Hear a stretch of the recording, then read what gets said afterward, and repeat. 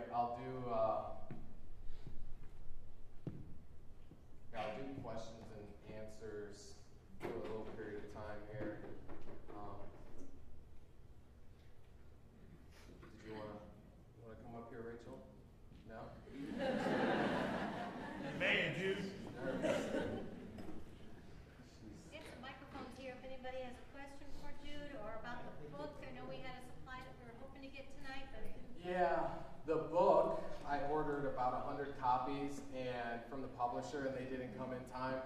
The book, all you have to do is if you Google Suburban Junky, and it's Junky with a Y at the end, you'll get like 10 different ways that you can buy it. Amazon is probably the most popular. Barnes & Noble. You can.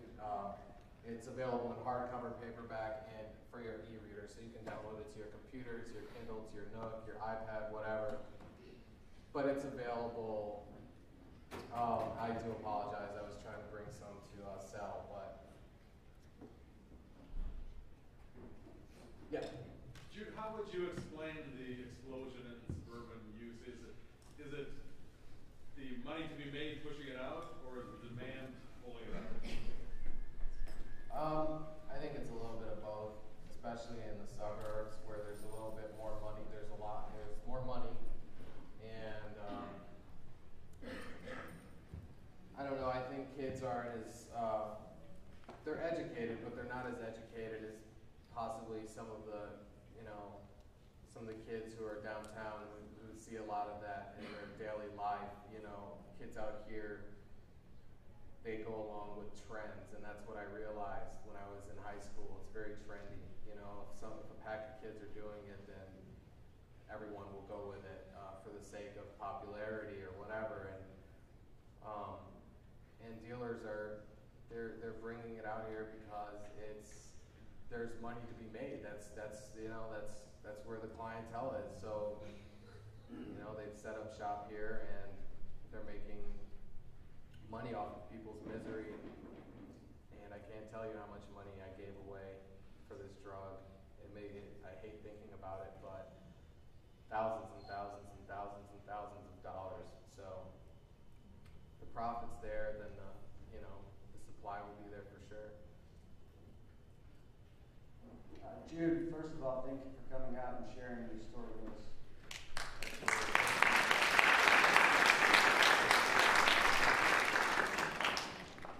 Twofold question. Your clean date, and how did you not go to prison? Oh, good question. My clean date, I'm going on 6 years.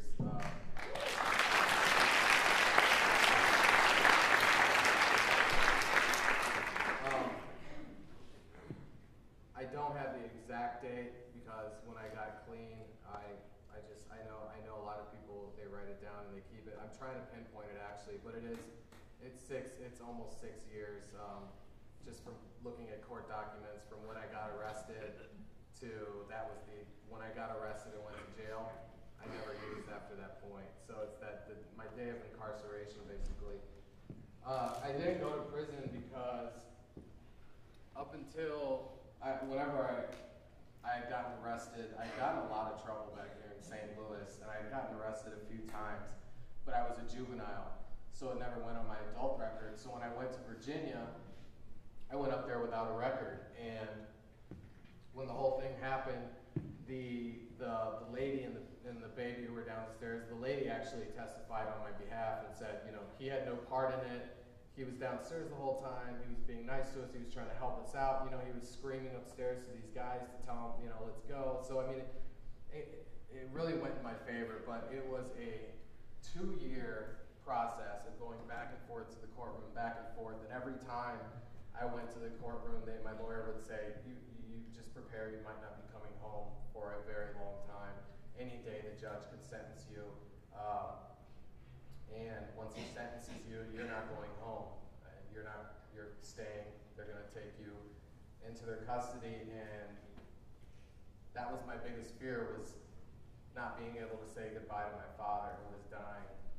So it was really stressful, and that's kind of when I started losing my hair, and I really just started breaking down. But my mom went with me every day to the courthouse, and she was there with me as much as it took out of her. She was right there with me. And the day that the judge announced that I would serve 5 years probation, every year suspended, my mom just nearly fell down to the ground. You know, our long journey had really come to an end, and yeah, I got a second chance. Like, yeah, I've got a felony on my record. I have a felony of abduction because I held these, you know, I went in there and we held these people beyond their will, so they couldn't leave. So I have a felony account of abduction, which doesn't help.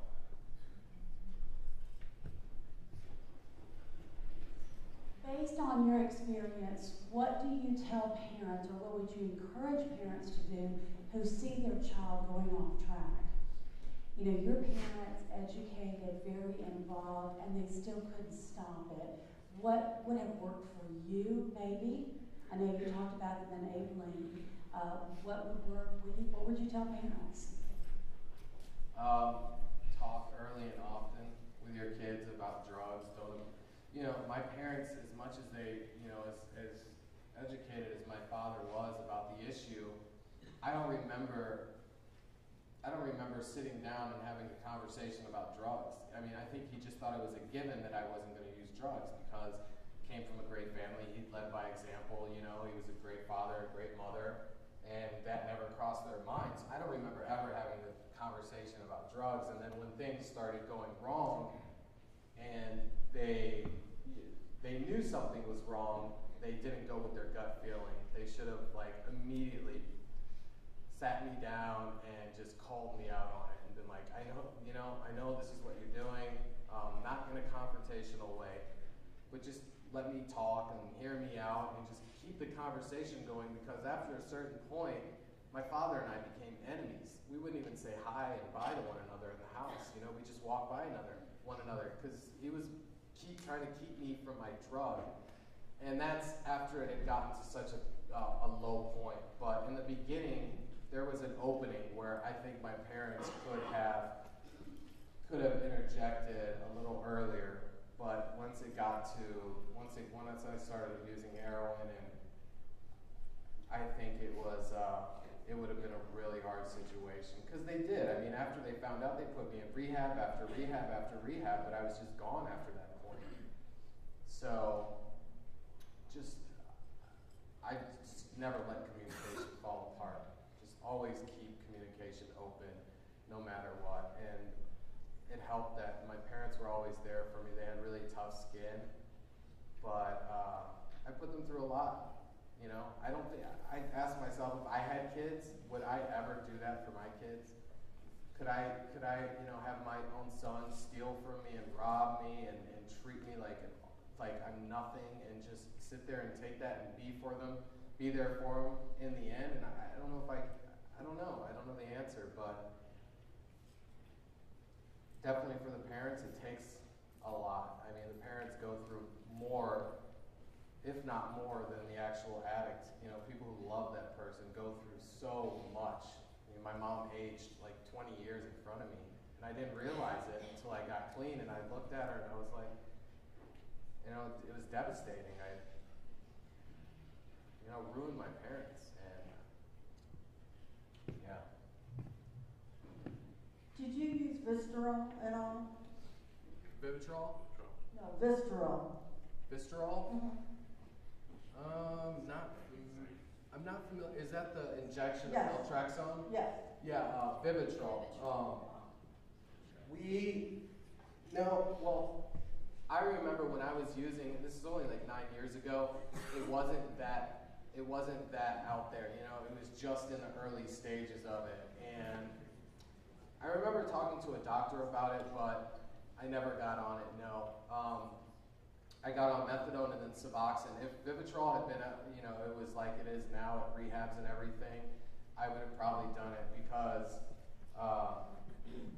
I work at Bridgeway now, and I see, and Vivitrol has become a really huge thing. You know, really, it's passing Suboxone. It's, methadone's becoming the thing of the past, and Vivitrol it's, for those not familiar with Vivitrol, it's an injection of naltrexone, and it lasts for like 30 days. And naltrexone is an opiate blocking agent. So you can, after you get this injection, you can go out, an addict can go out and use all the heroin they want. They're not going to get high.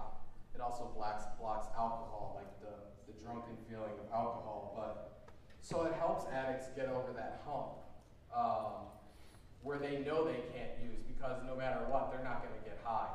If they use enough, though, they'll kill themselves. They'll put themselves into a coma. But it does help big time, and they're saying it has really great results right now. It's very promising. What would you say was the hardest part about rebuilding your life after the fact? The trust with my family. There were a few aspects, but all the bridges that I burnt with my family, with my friends, with, that was really hard, because when I got clean, I just wanted it immediately. I was like, oh, I'm clean, just give me back the trust. Why? You don't believe me? I'm clean. Like, I'm doing really good. Just trust me. And it doesn't work like that. You have to think, you have to put yourself in their shoes. And I put myself in my parents' shoes, and I wouldn't trust me, after everything that I'd done to them. So it took years. It took years before they actually could trust me and not have that doubt in their head that I would probably be lying to them or trying to get over on them. And the other part, the hardest part, was just getting used to normal life. My life had been just dope. That's all I knew from the age 15 on, and I was so scared that after I got off drugs, I would be bored and I would have no reason to live, because that's all I knew, So I just didn't know what I was going to do with my life. But once I got clean, I figured out that I had all these things in my head that I wanted to do, and I couldn't find enough time to do them. Once I got clean, I got I started doing really good at work. I started doing good at school. I started, all these hobbies. I wrote a book. I did this. I did that. Things were going great, and it was like a natural high after that point. So Just kind of like, yeah. More rewarding? Yeah, exactly. And at this point, I don't think anything could happen to me just from living everything that I've lived. Nothing could happen to me at this point that would really stun me. I just take it in stride. And, it's just, so it's still hard. I'm not perfect by any means. My wife will tell you that right now. I'm definitely not perfect by any means. And, bless her for putting up with me, but, I'm not using drugs anymore, and that's 99% of it, so.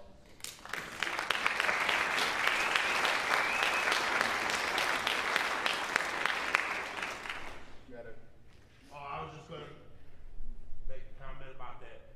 Vivitrol? Shot. Yeah. I was just going to tell her, it sounded like maybe she was inquiring about it, that it also helps with cravings. Oh, yeah. So, yeah. With cravings, big time. Yeah, if you're just getting off of heroin or just getting out of detox, and you need something to get over that edge, you need something to take the cravings away, Vivitrol, they can't say enough good things about it. And there's no, it's not like, doesn't have opiates in it, it's just straight naltrexone. So person's not going to get high from it. It just blocks opiates and stops cravings. And so it's, saw somebody in the back with a question. Oh, I'm sorry, right there. I just want to mention that Vivitrol and naltrexone also work for alcoholics. Yeah, absolutely. With alcoholics, it's also very effective.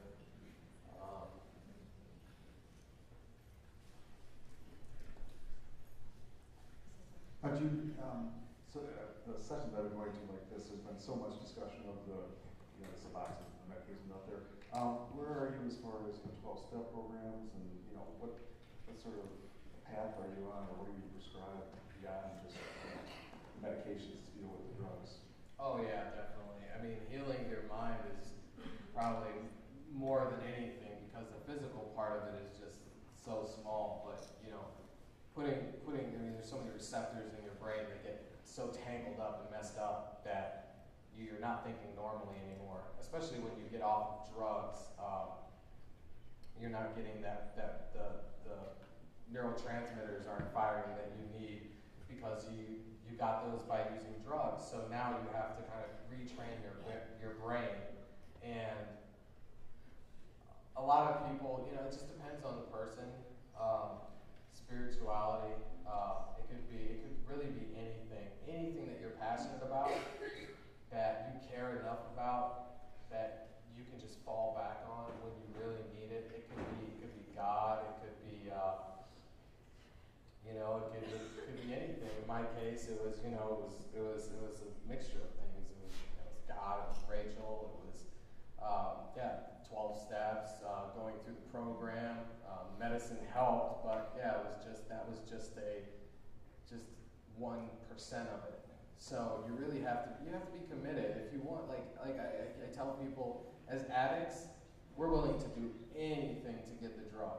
We'll go across the earth to get a drug, and we'll probably get it because that's how committed addicts are to getting drugs when they're sick. So as much, when somebody has the passion there to get clean, they'll get it. They'll do anything to get it, and they'll get it because it just takes the want and the drive, and just being sick of living that life, basically. Jude, first I wanted to just say thank you for being here tonight. And it takes a lot of courage to tell a story like that, and it takes a lot of strength to overcome that kind of a journey. Thank you. Of course, we're all gathered here because we want to keep other children from going that way. And it certainly was a pivotal point during your middle school years, and trying to seek that acceptance and validation from your peers. What would you say to young people in this audience if you had it all over to do again in that place that you felt pressure and to do something that you knew in your heart that was the wrong road in the first place? Absolutely. Don't sell out. Amen. Don't sell out, basically. Just stick to, go with your gut. I always went against my gut. I knew what I was doing was wrong. I knew that, getting mixed up in drugs and getting mixed up in heroin and doing what I did was wrong, and I always went against it. I sacrificed everything for the sake of popularity and for the sake of just, I know when you're in high school it's hard to see, what I'm saying, but high school in the grand scheme of things is so insignificant. The only significance it plays is what you do afterwards, where it takes you. But for me, it became like just an endless party. And so I completely, my parents raised me right. They gave me the morals I needed. They gave me the proper upbringing. We had everything. I never had to go beg for anything, so it was in me, and I just completely sold out. And after a certain point, I just lost myself. I fell off track, and I got to a point where I just didn't feel like I can get back on. I got dissuaded, I got angry, and just I gave up on myself. But there's always hope. I mean, there's always hope as long as you're alive, as long as you're here. There's hope. Every day there's a chance, and not even with drugs, there's always a chance to turn it around 100%. Like I said, it just takes that willpower to get there. And recovery is a beautiful thing, so. I think we'll take maybe two more questions, and then we're going to wrap it up with our book drawing. And okay, two more questions. What a powerful story. And yes, once again, thanks for being here. One of the most powerful, painful things I heard you talk about, other than lying in your own vomit, which I'm sure that was very painful, but what you put your parents through. and in the program steps and such, making amends is a big part of the deal. How did you get yourself? Did you do a lot of one-on-one with each family member? You broke their bridges, and what was the most viable tool that you used to try to get that trust back, which you still might be doing today, 6 years down the road? Oh, it's ongoing.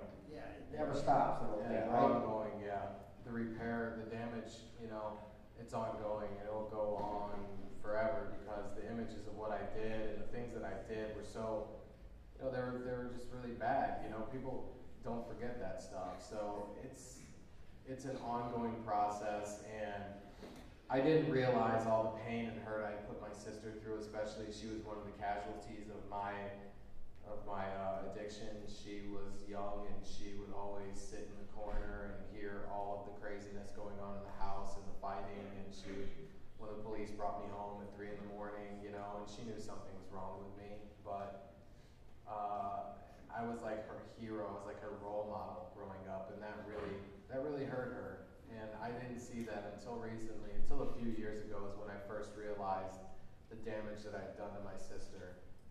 And she has trouble, trusting people. She has issues, But and the same thing with my mom. She still, she wasn't, when I told her I was moving back. I'd been clean for 5 years at that point, and I was coming to live with Rachel. And Rachel's got a great head on her shoulders, and she's, my mom trusted her with the world, but still, my mom was so hesitant for me to come back home, just because it's St. Louis. It's where I got high for so long. So, I just try and reassure them and try and make them comfortable, and they deserve that. If they want to ask me a question that is off the wall, or I might feel offensive, I can't get offended. I just have to reassure them and make them feel like I owe them. At least I owe them that after everything that I put them through. To make amends as best as I can. So, and there's a lot of people I still haven't made amends with. Being a writer, do you write people letters and say, is that helpful for you? I haven't. Mainly the people that I hurt most were my family. So that's, I'm sure one day I might, find the people who I've hurt, and just kind of get it off my chest, because I still have a lot of things that I need to get off my chest. And, yeah. Thank you. You're very welcome. Thank you. What was the? For some of the kids in the audience, you said that alcohol was not one of your drugs that you use regularly, but some of these peer pressures really have to do with, like, alcohol being a gateway or other little things. What could you maybe say to the kids that are beginning these new opportunities in high school of freedom from their parents that are, just what can you say about relating to the 13 and 14-year-old brain in here, as opposed to the adults who are very grateful for what you're saying? Right. It's kind of, I know, like I was saying earlier, it's really hard at that age you get so mixed up in the social life, and you think that, these people are going to be my friends forever, and, I gotta do this and I gotta do that to conform, and that's where things go wrong, is when kids that young, they do things to conform and try and just fit in with a certain crowd. And that's really where I went wrong, is I stopped doing what I knew I was supposed to do. And with alcohol, and it's a fact of life, it's been that way for, I'm sure, ever since you guys were children, parties, high school parties, there's things going on that I'm sure shouldn't be going on. And it really just, it goes to the upbringing a lot, big time, and also that child and their decisions. You can't be with them 24/7 as a parent. There's no way. It's just not possible. So after a certain point, you just have to feel confident enough to know that they're going to make the right decisions. And, you know, if they make a wrong decision here and there, it's life. You live and you learn. The problem with me was I never learned. I always made the same mistake and the same mistake, and I never bounced back. I never learned. I'd make the same mistake and make a worse mistake. So just learn from your mistakes. Just do your best to kind of see past high school and see past middle school, and just really set your eyes on just one thing that you're really trying to achieve, and don't let anything knock you off that. So it's really important, because before you know it, you're grown up, and the world is not so forgiving anymore. Believe me, once you start growing a little hair on your face and you've got a deeper voice, people aren't going to forgive you like they forgive you when you were younger. So just limit the amount of mistakes you make, and just learn from them. Don't put yourself in bad situations. I was just gonna say something to answer. I'm Rachel, his wife, and we kind of are the exact opposite. Where in high school, I kind of got pulled into more of the drinking, and I've had ups and downs like with drinking, and I've tried to stop drinking multiple times, and I go back and forth with it, and just recently, tried and joining the program and stopping drinking, but for the younger kids, when you're like 13, 14, and all these, I kind of went through the same thing. All these kids are telling you that the people who are telling you this, they're probably not going to be there like 10 years from now. Like all the people that I was trying to impress and trying to hang out with, and thought that I could drink, and then later in life it would be fine. Like for me, it ended up being a problem later too. You just think that you're gonna go out and like drink and have fun, but all these people you're trying to impress. I mean, I'm really good friends with one person still from high school. So I mean, they're not gonna be there later, and they're not worth giving away, so many opportunities for. And there's just so much past high school. You can count on them. I mean, everybody goes their separate ways after high school, and couldn't have said it better.